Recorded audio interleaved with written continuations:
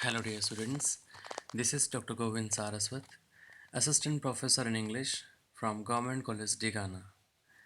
Dear students, today we are going to take up James Thomson's long blank verse nature poem entitled Winter. Although the original poem is very lengthy, but in the syllabus of BA second year, we have an extract of just 25 lines that begins with the fierce rays of winter. Before we discuss the poem, I would like to tell you something about the poet James Thomson and his major works. James Thomson was a Scottish poet and playwright. He was born in 1700 and died in 1748. It is believed that with James Thomson started what we call the pre-romantic age in the history of English literature. He was educated at the University of Edinburgh. Later on, he became a tutor there in order to earn his living. And at around the same time, he started writing his masterpiece, a long blank verse nature poem in four parts called The Seasons. The first part, Winter, was written in 1726, Summer in 1727, Spring in 1728, and the whole poem, including Autumn, in 1730. This poem introduces, for the first time, a genuine love for nature. It consists of a long series of descriptive passages replete with natural beauty of these four seasons. It concludes with a hymn to nature. His The Castle of Indolence is an allegory written in Spenser and Stanza. It was published in 1748. The poem is in two cantos. The first describes the castle of the wizard Indolence. The second canto describes the conquest of the castle by the Knight of Arts and Industry. Rule Britannia is a patriotic song written in 1740. It is associated with the Royal Navy. Let's discuss the poem The Winter. Before I explain this poem, just try to imagine yourself in the dead of winter. How do you feel at that time when you are sitting inside your home and because of the icy winds, you you feel very uncomfortable and you crave for warmth somewhere. The situation is very different in India because we have only uh, 2 months. We have only 2 months when the winter season is at its peak. But in the Western countries, winter season it it creates havoc because there uh, in that snowfall and in minus degree temperature, people they feel very uncomfortable in comparison to the people living in India. Everything is frozen and life freezes like the ice in Western countries. Let's begin with the poem. With the fierce rays of winter, deep soft and icy gale, often sifting over the pool, breathes a blue film, and in its mid-career arrests the bickering stream. So here James Thomson personifies winter season and says that it seems that winter season is in a fierce race. Its her icy winds are so angry that they move everywhere and carry its effect. And because of this, the stream is frozen, and we can see a kind of blue film on the surface of water. Actually, this is a thin layer of ice that freezes on the surface, and inside that layer the water flows. But the gurgling water or the gurgling stream has frozen, and it is because of the freezing effect of icy winds. The loosened ice let down the flood, and half dissolved by day rustles no more. Here he is making a comparison that uh, during the daytime when the sun shines, this ice melts somewhat, and because of that, we can say that it is half dissolved. The stream, it is half dissolved, but at this time during night, it is completely frozen, and we can't hear the voice or the sound of moving water. And James Thompson has picturized this stream during the night time, and he is trying to make us feel some pictures through his words.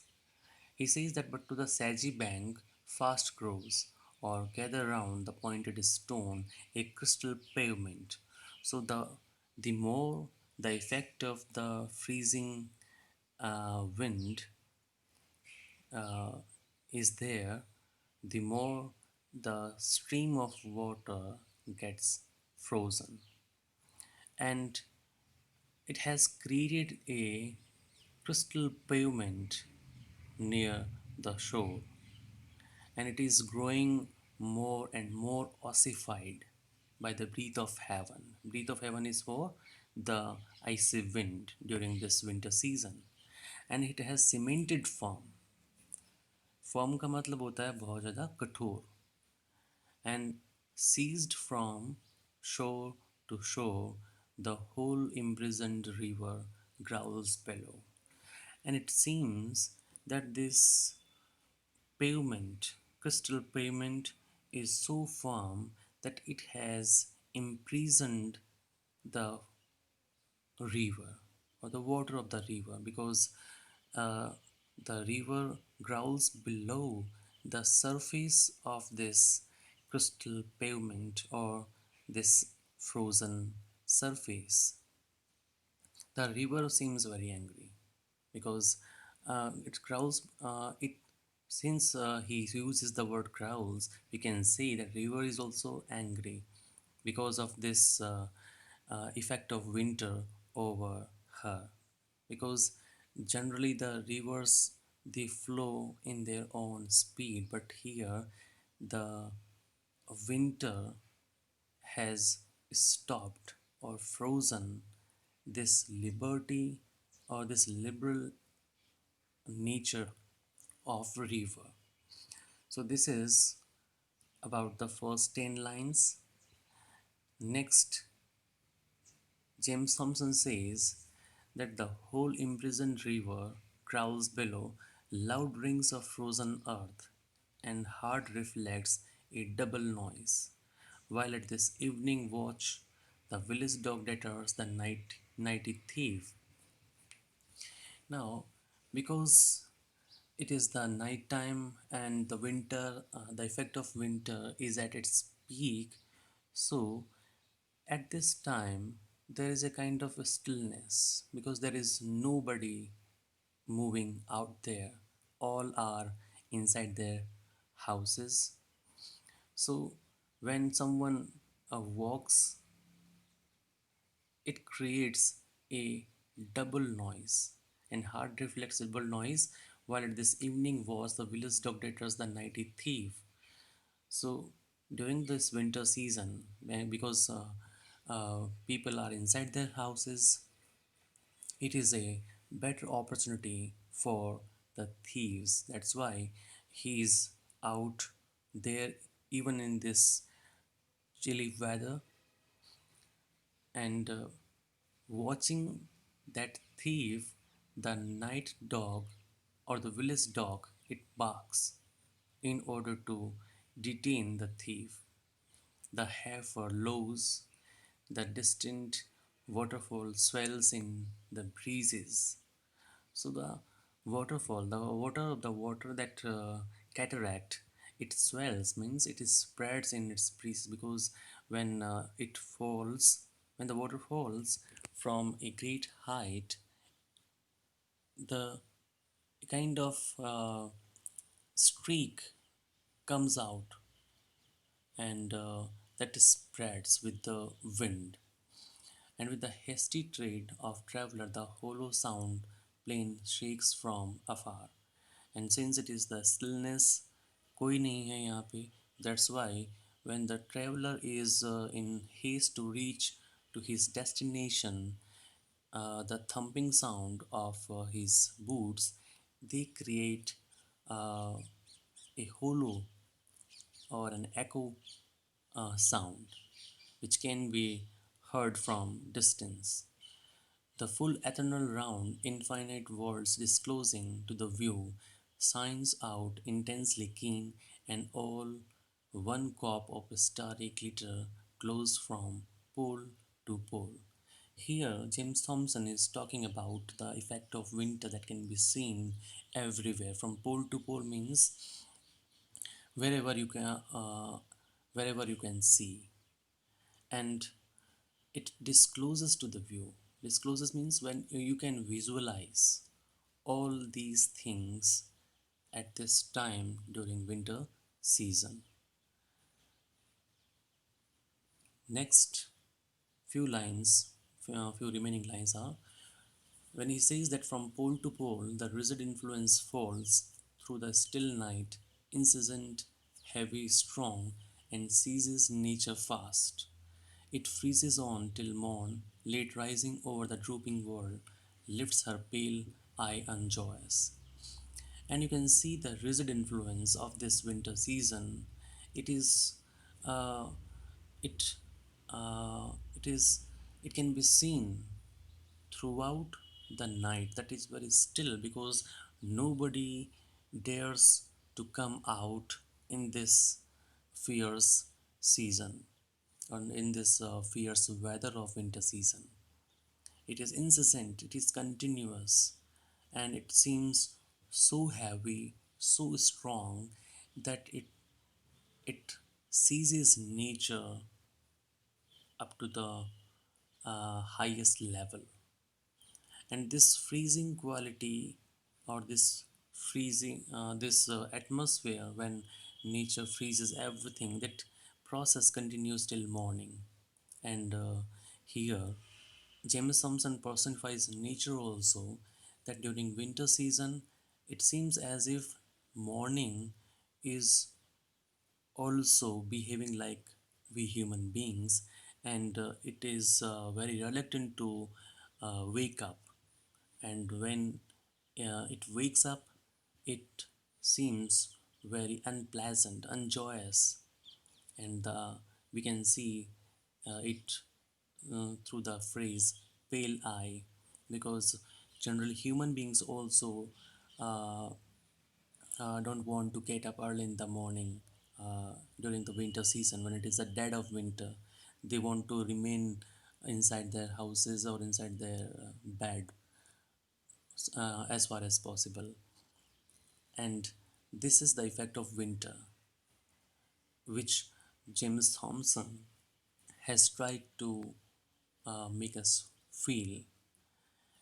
This poem is replete with the effect of winter season around us. During the night time, it is at its peak, and during daytime, we can get some comfort. But overall, James Thompson, has presented in a realistic manner the picture of uh, a town, a village during the night time when you can see the forest at night and everything is in a still manner.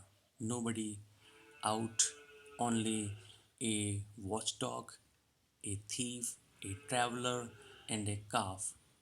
And besides them, nobody is out there because everyone is dreadful of this icy weather, which is at its peak, which has frozen even the gurgling stream.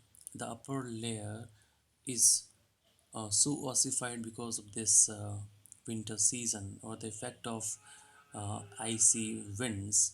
That is why he has used the word rays of winter, that it it has imprisoned the water flowing below.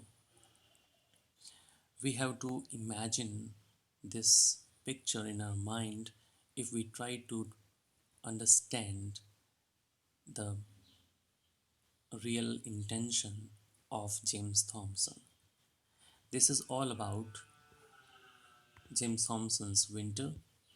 I think this will be very helpful for you to understand how James Thompson has broke away from the tradition of neoclassical school of poetry, and in this period of transition he has started writing a poem with the nature as its subject matter. Thank you.